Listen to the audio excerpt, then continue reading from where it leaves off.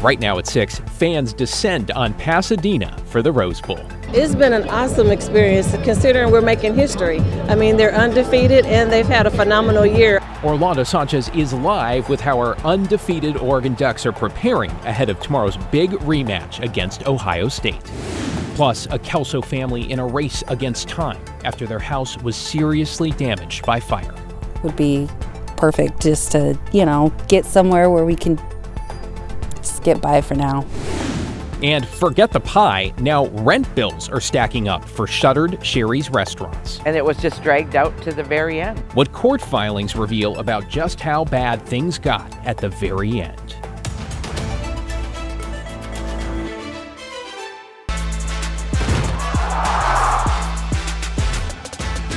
We had to be here to cheer them on. Like I said, we're season ticket holders, been in every game. Couldn't have missed this one. And no, they could not, as fans flock south to Southern California to support our Oregon Ducks as they gear up to defend their undefeated record. Thanks for joining us. Happy New Year's Eve. I'm David Molko. The vibes are real. The excitement is building with the Ducks as prepared as they can be for a Rose Bowl rematch against the Ohio State Buckeyes. Victory on New Year's Day, while sweet, would also bring them one step closer to the program's first ever national title. Let's check in with the man of the hour, Orlando Sanchez, live in Pasadena. Orlando, win or go home. Let's get this party started, right? Oh, I love that, David. This is how you close out 2024 and ring in the new year in front of one of sports' most iconic venues. The mystique, the history, the tradition. This is the Rose Bowl. So let me set the stage. Close to 100,000 will be inside the Rose Bowl tomorrow afternoon. And if today's pep rally was any indication, there will be plenty of green and yellow representing the top-ranked Ducks. And while the fans provide those vibes here in sunny Pasadena, this has been much more of a business trip for the team. No stops at Disneyland or anything like that, because the Rose Bowl isn't the final destination. This is the quarterfinals in the college football playoff. The entire squad posing for a team photo in front of this iconic stadium. So let's talk about the game. The Ducks and Buckeyes' first meeting was a classic back in October. Oregon won a thriller decided by 1 point. Quarterback Dillon Gabriel was able to carve up the Buckeyes' defense. Oregon's offensive line didn't allow a sack, protecting Gabriel, and he stayed cool, calm, and collected in a tight game. That was a massive key in winning round one. Coach Lanning on his squad being poised under pressure. It is about execution over emotion, right? That's something we spend a lot of time talking about, and your ability to get to the next play is the most important play, right, regardless of the result. So there'll be momentum swings in this game just like there are in every game, but it's just that. It's just momentum, right? You have to have the ability to either break it or sustain it, and those are things that you try to train throughout the season and throughout practice. I mean, check out the numbers. They're similar. Ohio State's defense hasn't given up a touchdown pass since October. Oh yeah, that was to Dillon Gabriel. Their defense is elite. While the Ducks won the first meeting, ranked number 1, undefeated, they are 2.5-point underdogs. So how do they feel about that? It doesn't matter. Like I said, nobody believed in us in the first place. Why believe them now? So, I mean, we don't care. Underdogs, number 1, it doesn't matter. We go 1-0 each week. Obviously, we got something to prove. There's a lot of the machines saying that, we got one against them the first time, which, say what you want to say. We won the first one, and we'll know who the better team is on Wednesday. The top-ranked Oregon Ducks going about 25 days between games. That is a long time. On the positive, they are healthier than they've been all season. We'll see if that pays off for the top-ranked Ducks as they try to advance to the quarterfinals of the college football playoff. David, as you mentioned, the stakes pretty much as high as they get. It is win or go home for those Ducks. 2 p.m. kickoff here in Pasadena at the Rose Bowl. You know I am hyped and cannot wait to get down to business. Oh, just one game, but about so much more. And I got to wish you as well an early Happy New Year. Get as much sleep as you can. You're going to need it tomorrow. Thanks, Orlando. Happy New Year. Hey, you too. Don't forget, Orlando's just getting started. We'll have you covered after the big game with all the highlights. Win or go home, as he said. It's going to be a win right here on KGW. Hey, meanwhile, in Eugene, the The big wooden organ O atop Skidder Butte is back to its rightful color after vandals splattered it with red paint. Okay, you're looking at Timberline Lodge here. I'll tell you about the O, though will not confirm the community believes it was a possible show of support for the Buckeyes. The mess discovered this afternoon, several people stepped up. The O was returned to its original shade of Ducks yellow. You know, the power of fans and the community, of course, right there. Go Ducks, right? All right, now let's talk about weather in the Northwest with a view from Timberline Lodge. Night skiing underway there on the mountain. Timberline reporting about an inch of new snow in the last 24 hours, though some 21 inches in the last 3 days. And of course, much more on the way. Daisy Caballero joins us now with your New Year's Eve forecast. Daisy, happy early New Year. Let's talk about the valley first. Any chance the rain's going to hold off? Yeah, let's do it. Let's talk about it, David. The short answer is no. So we are expecting to kick off 2025 on a wet note, and the rain has actually already arrived for our coastal cities and some of the I-5 corridor. But let's take a look at the hour-by-hour rainfall. Really, you can see by right about 10 o'clock, 11, and right about midnight is when those rain totals are going to start to kind of increase, of course, but here's your day at a glance. Daytime highs are going to be very similar to what we saw today, but we do see mostly dry with a few showers for tomorrow. Back to you. Thanks, Daisy. We'll see you in a few here. In your headlines, authorities have arrested a man they say tried to kill a woman in Wilsonville last night. Wilsonville police say they responded around 8 to reports of an argument and shots fired at an apartment complex on Southwest Canyon Creek Road. By the time they arrived, they say both the suspect and the victim had left. Authorities say they later identified and arrested 31-year-old Brandon Edel Arroyo. He faces charges that include attempted murder. The woman was taken to the hospital.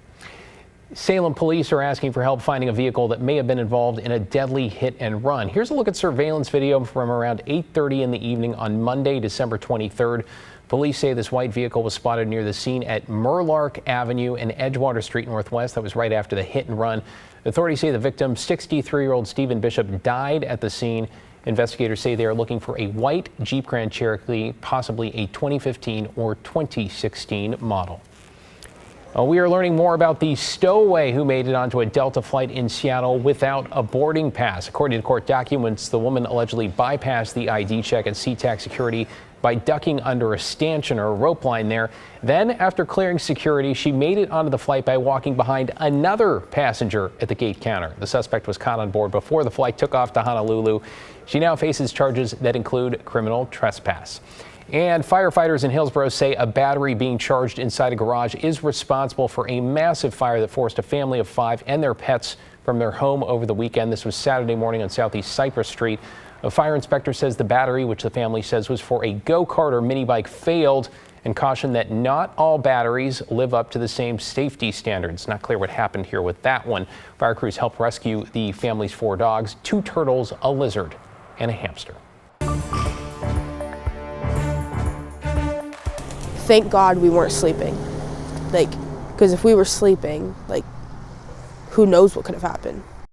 Now at 6, heartbreak for a Kelso family, and just before the holidays after a fire destroyed their home and took the lives of 3 of their beloved pets. As Libby Dowsett reports, a quick-thinking utility worker nearby may have prevented this blaze from becoming even worse. 911, what's the address of your emergency? This is Steve Jewell with Cowlitz PUD.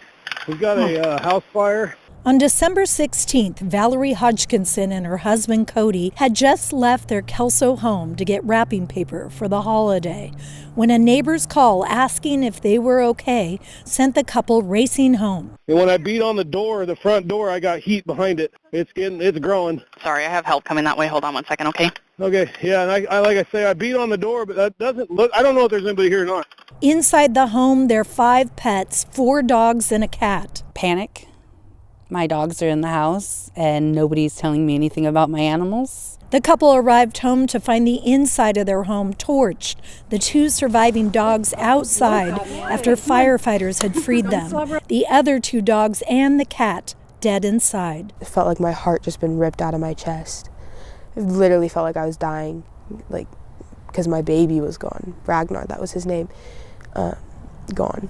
14-year-old Presley Gillespie lost her best friends, Ragnar and cat Nova, plus her mom's dog, Athena. My dogs were our babies, so it was really, really difficult. Now, with a referral to Red Cross and help from their insurance, The family is trying to get back on their feet. Cody's mother reaching out to her own next door group to collect donations. Any rentals, anything like that would help, would be perfect, just to, get somewhere where we can just get by for now. Fire officials say because the PUD worker on the 911 call took action and most of the upstairs doors were closed, the flames did not spread to the whole house. Sleeping with your doors closed or keeping your doors closed in general, fire travels through buildings much better where there's openings. Fire officials say check your smoke detectors and have a plan so something like this doesn't happen when you're at home. Libby Dowsett, KGW News. We're following up this evening on Sheri's. That is the Northwest restaurant chain known for its pie that closed in the fall and, according to court filings, owes millions upon millions of dollars to landlords around the state. You might remember Sheri's abruptly closed all of its Oregon locations in October as it faced mounting financial problems. Investigative reporter Evan Watson's in the newsroom now. Evan, we're really getting a sense of the scope of Sheri's troubles here. Yeah, David, that's a good way to put it. Roughly 15 landlord companies around the state have now filed lawsuits against Sheri's for failing to pay rent. Judges are ruling that Sheri's is in default on many of its leases across Oregon, making a far from graceful exit for the Beaverton-based chain. The unique six-sided buildings now shuttered. Longtime customers remember what Sheri's used to be. And it was a great place to stop and get a good warm meal and some pie. In Portland, former Sheri's manager Deb Molina previously told KGW she tried to keep her restaurant running as long as possible, even going to the grocery store to buy eggs when they ran out. The managers and some of the employees of Sheri's are so dedicated, were so dedicated to this brand, that they did everything and anything they could to keep their customers happy and the doors open every day. Sheri's closed all of its Oregon locations in October, under pressure for a mounting debt of unpaid bills, back taxes, and other financial problems. And it was just dragged out to the very end. Court documents filed in recent months show just how bad it got for Sheri's across the state. Roughly 15 different landlord companies have now sued Sheri's for failing to pay rent on its properties. The landlords stretch from McMinnville to Corvallis, Kaiser to Beaverton, Oregon City to Bend. Of the lawsuits KGW uncovered, landlord companies claim Sheri's owes close to $4 million in overdue rent, late fees, and future rent payments.